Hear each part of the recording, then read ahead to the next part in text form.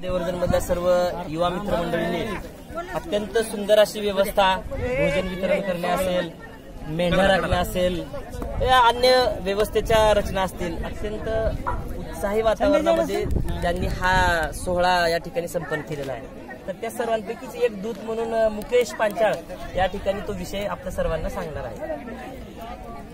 बोला बाळूमामाच्या नावानं चांगलं. ही बाळूमामाची पालखी बग्गा कळप नंबर 1 म्हणजे ही पालखी म्हणजे बाळूमामाने स्वतः मेंढर राखलेली ही 1 नंबरची पालखी आहे.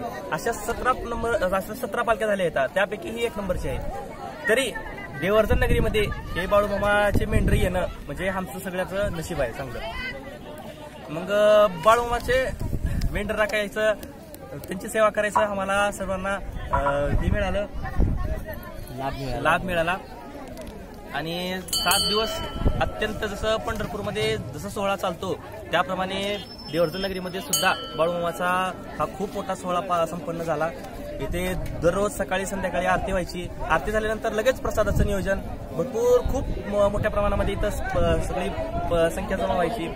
आणि सगळे माझे कार्यकर्ते मित्रमंडळी यांनी सर्वांनी आपलं मोलाचं योगदान देऊन श्रम करून त्यांनी हा कार्यक्रम सर्वांनी आनंदात पार पाडला. आता एकच बाळूमामाच्या चरणी प्रार्थना आहे की देवर्धन नगरी व आसपासच्या परिसरामध्ये भरपूर भोजनाचे वृक्ष, भरपूर पाऊस पाडावा.